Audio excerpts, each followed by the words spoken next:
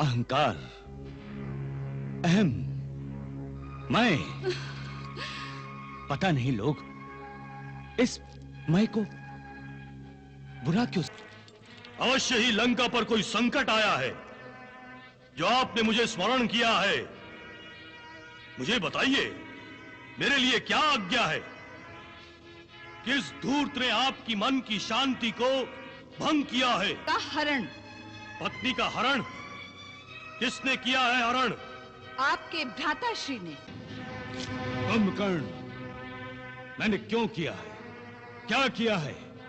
उन झमेलों में पड़ने की तुम्हें आवश्यकता नहीं। तुम मेरे अनुज हो और दूसरे, मैं लंका नरेश हूं। मेरी आज्ञा का पालन करना तुम्हारा कर्तव्य है अथवा नहीं?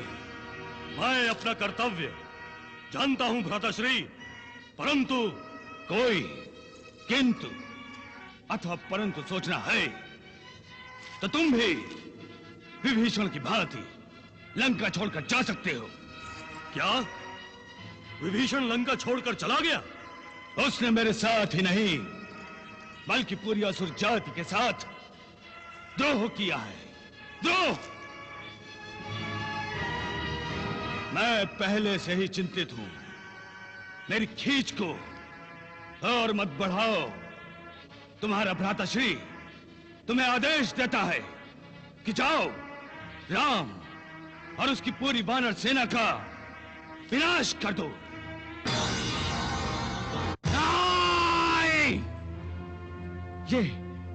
ये सत्य है।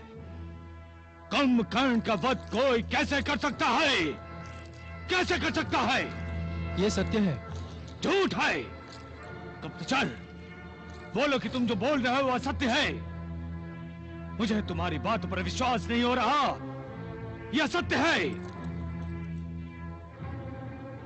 मैं दशानन रावण, त्रिलोक विजेता, मेरे भाई का वध,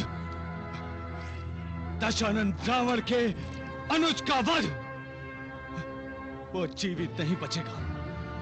जिसने मेरे भाई का वध किया है उसका वध होगा। अभी और से शर युद्ध होगा। मैं आ रहा हूं तुझे मृत्यु के काल में भेजने के लिए। रावण आ रहा है। राम, रावण आ रहा है।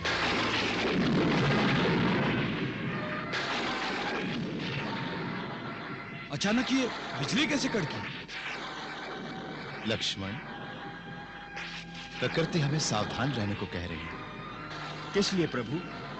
क्या रावण अपने भाई कुंभकर्ण की मृत्यु का प्रतिशोध नहीं लेगा? नहीं प्रभु, कुंभकर्ण की हानि ने उसकी शक्ति इतनी कम कर दी होगी कि हो सकता है वो युद्ध का विचार छोड़कर अपनी पराजय स्वीकार कर ले और सीता मैया को सम्मान सहित वापस लौटा दे। महाराज सुग्रीव, अहंकार पर वज्र भी चले तो वो टुकड़े टुकड़े अवश्य हो जाएगा, किंतु झुकेगा नहीं। आज रावण अहंकार के उस उच्चतम आसन पर विराजमान है जहां विवेक रूपी वायु है ही नहीं। अहम ही प्राण होता है और अहम ही पेय और खाद्य पदार्थ। कुंभकर्ण की मृत्यु रावण के अहम को हमारे विनाश के लिए उकसाएगी और रावण उस विनाश की अग्नि में अपने सहित सभी अपनों को लेकर कूद जाएगा। शनि, मैं बहुत क्रोध में हूं। मेरे सामने मत आ रहा हूं। लो, मैं तो आ चुका हूं दशानन। इस समय मैं तेरी राशि में चंद्रमा के साथ बैठा हूं। तुम्हें जहां बैठना है बैठो, परंतु मेरे मार्ग में आने का प्रयत्न मत करना, नहीं तो आज फिर से बंदी बना दूंगा तुम्हें। जाओ जाओ, शीघ्र जाओ, अपनी मृत्यु की ओर शीघ्र जाओ। रावण, वो तो तुम्हें कब से बुला रही है। जाओ। रावण, तुम चाहो तो मैं तुम्हें जयमाला दे सकता हूं। इसलिए जाते ही मृत्यु के गले में पहना देना। शनिदेव!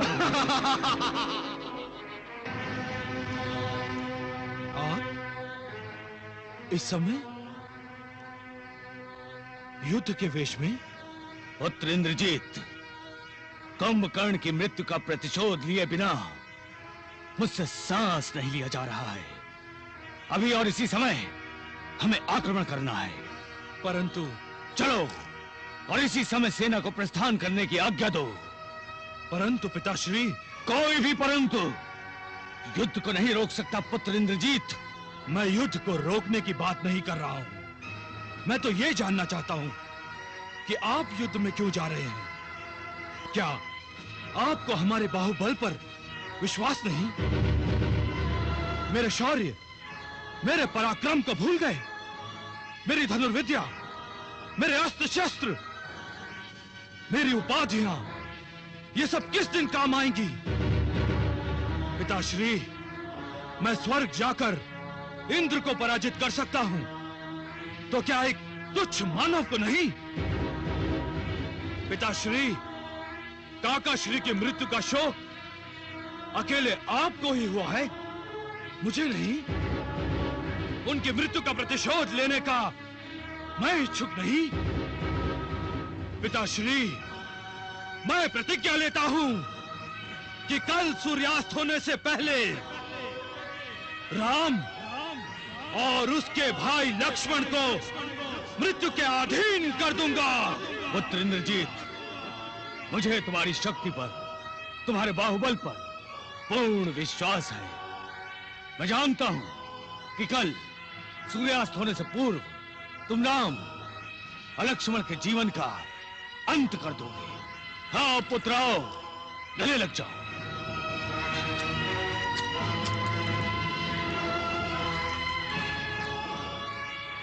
विजय भाव, विजय भाव पुत्र।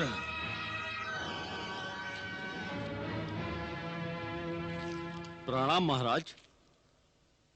क्या समाचार लाए हो गुप्तचर? रावण पुत्र इंद्रजीत ने कल सूर्यास्त से पूर्व श्री राम और श्री लक्ष्मण का वध करने की प्रतिज्ञा की है।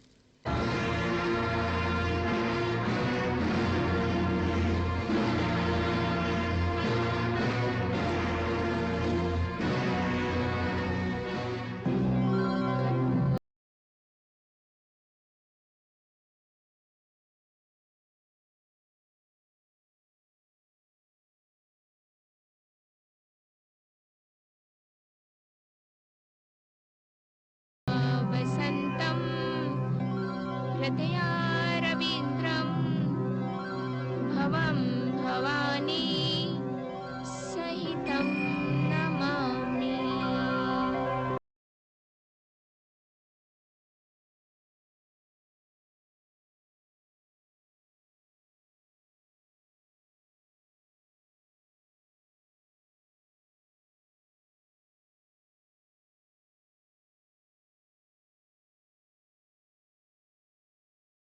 शिवाय।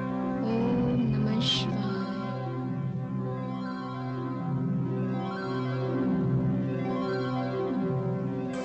नारायण नारायण। आप कह रहे हैं कि पतिव्रता स्त्री का वचन कभी मिथ्या नहीं होता, तो क्या कल सूर्यास्त से पहले? पातिव्रत्य एक महान तप है देवर्षि, और ऐसा तप करने वाली तपस्विनी को हम त्रिदेव भी प्रणाम करते हैं। अर्थात नारायण नारायण।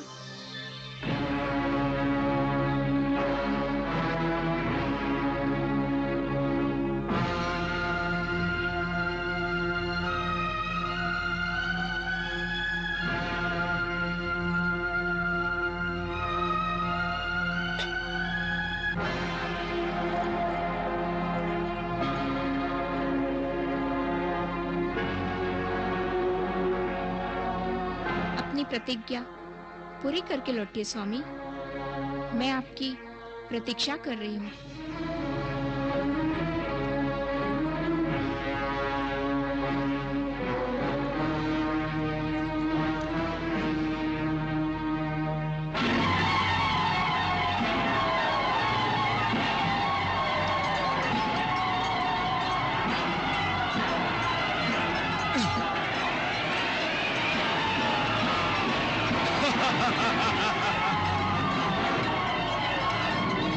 इंद्रजीत, मैं तुझे चुनौती दे रहा हूं।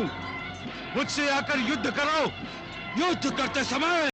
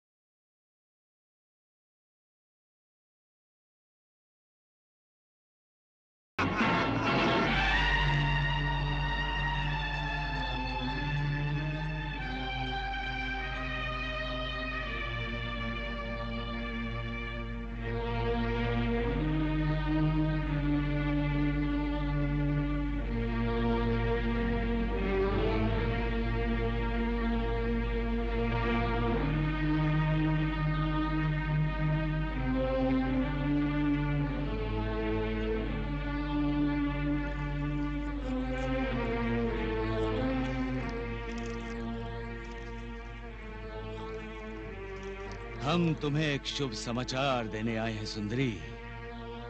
हम दोनों के मार्ग का शूल अब निकल चुका है। अब तुम्हें राम की प्रतीक्षा करने की कोई आवश्यकता नहीं। अब तुम विवाह बंधन से मुक्त हो गई हो।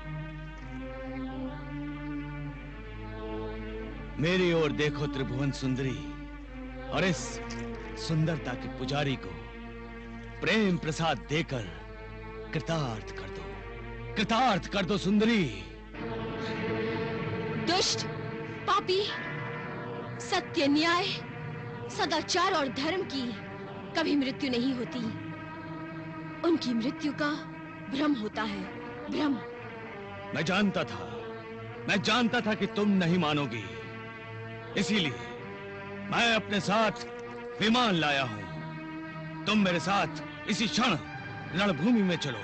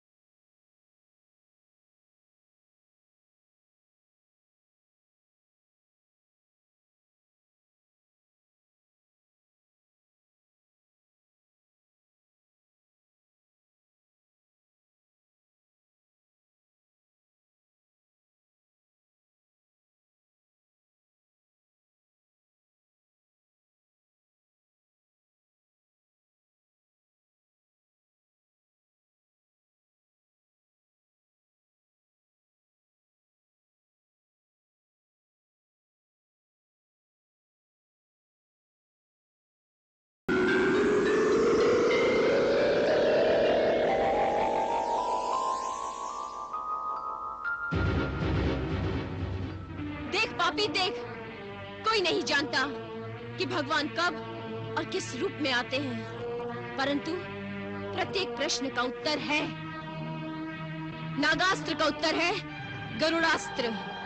गरुड़ास्त्र तुम क्या समझती हो कि गरुड़ राम को जीवन देगा? यदि तुम इसे प्रश्न का उत्तर समझती हो तो सुंदरी दशानन रावण के पास जो महाअस्त्र है उसका उत्तर किसी के पास नहीं है। कायर के पास केवल घमंड ही होता है। रावण और कायर, तो तुम मेरी शक्ति देखना चाहती हो तो देखो।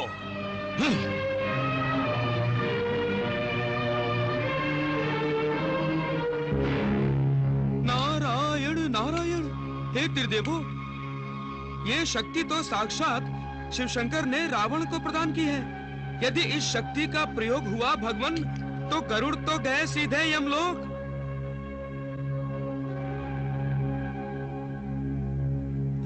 आप मुस्कुरा रहे हैं। गरुड़ आपका वाहन है प्रभु, आपका भक्त है। क्या आप अपने भक्त की रक्षा नहीं करेंगे? देवर्षि, पशुपतिनाथ शिवशंकर की शक्ति का विनाश स्वयं महादेव ही कर सकते हैं। अन्य किसी में सामर्थ्य का। नारायण नारायण, भोलेनाथ, प्रतीक्षा। भगवान तब तक तो रावण गरुड़ पर अमोघ शक्ति फेंक देगा।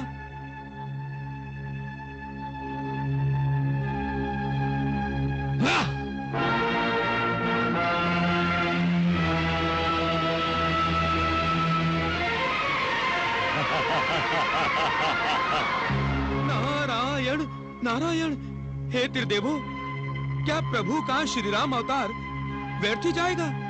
क्यों घबरा रहे हैं देवर्षि? शक्ति का उत्तर स्वयं शक्ति ही देंगी। कौन? किस शक्ति की बात कर रहे हैं प्रभु? पुत्र हनुमान, पुत्र हनुमान।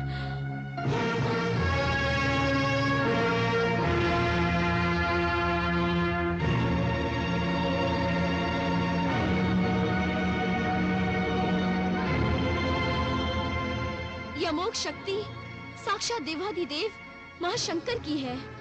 वो ही इसे निष्फल कर सकते हैं। पुत्र हनुमान, तुम तो स्वयं महादेव के अंशावतार हो, वज्रदेही हो। इस शक्ति पर प्रतिबंध लगाकर गरुड़ की रक्षा करो पुत्र हनुमान, गरुड़ की रक्षा करो। गरुड़ की रक्षा सौमित्र, लक्ष्मण और प्रभु श्री राम की रक्षा है। जो आज्ञा।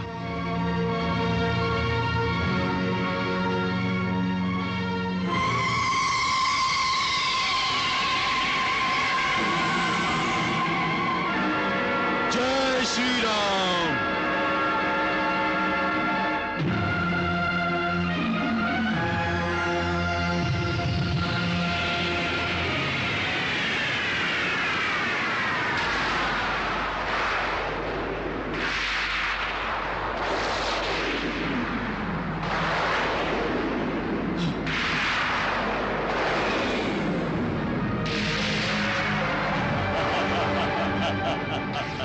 ये हुई न बात। गरुड़ नहीं मरा तो क्या हुआ? हनुमान तो मरा। तेरी आंखों का प्रकाश बुझ गया है दुष्ट। देख, ध्यान से देख।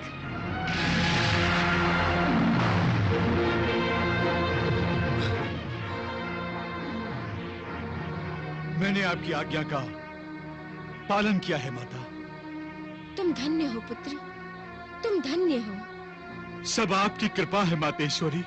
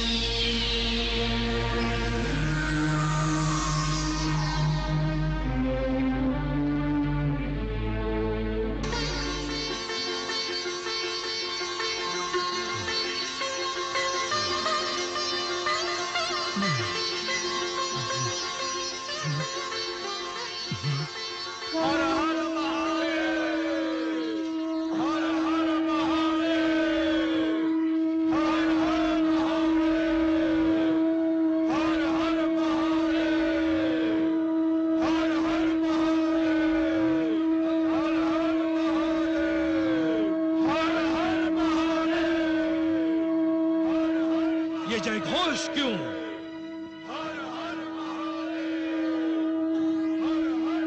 इस शंख ध्वनि का तात्पर्य क्या है? राम और लक्ष्मण की मृत्यु के पश्चात ये वानर सेना में जय जयकार क्यों? कुछ विचित्र हुआ है स्वामी।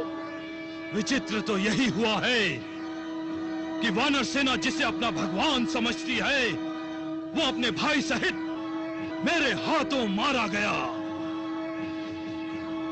हाँ हाँ, कदाचित ये जय जयकार उन दोनों भाइयों को अंतिम विदाई देने के लिए उनके अंतिम संस्कार पर की जा रही है।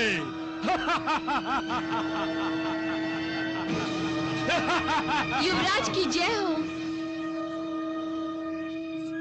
प्रणाम युवराज, प्रणाम युवरागी। गुप्तचर आपसे मिलने की आज्ञा चाहता है। उसे हमारे कक्ष में भेज दो। जो आज्ञा।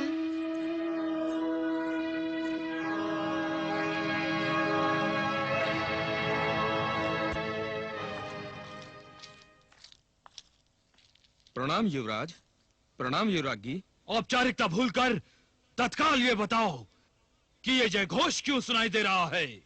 युवराज, राम और लक्ष्मण जीवित हो गए हैं। असंभव! असंभव! ऐसा नहीं हो सकता। नागपाश से उन्हें कोई मुक्त नहीं कर सकता। किसने उन्हें मुक्त किया है? साक्षात गरुड़ आए थे, यही समाचार देने आया था। हाँ।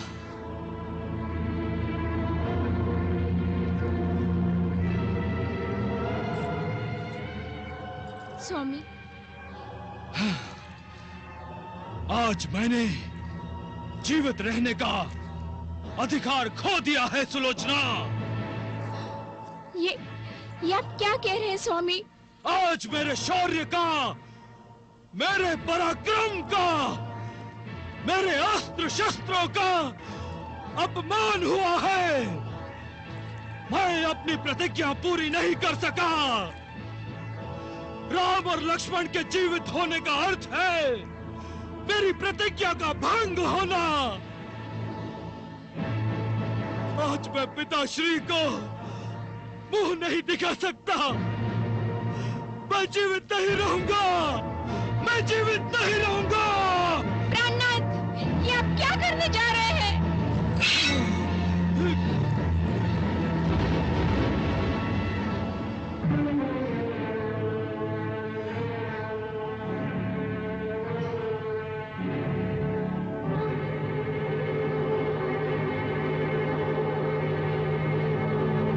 पिताश्री, मरना ही चाहते हो तो वीरों की भांति युद्ध भूमि में मरो। यदि तुम मरना ही चाहते हो तो अपने शत्रुओं का वध करके मरो। यह भी कोई बात हुई कि एक प्रतिज्ञा पूर्ण नहीं हुई तो कायरों की भांति आत्मघात करना चाहते हो? मेरी सेना का सेनापति अपने कक्ष में मरेगा? नहीं! मेरा कर्तव्यनिष्ठ वीर पुत्र अपने कर्तव्य को पूर्ण किए बिना ही आत्मघात करेगा? नहीं!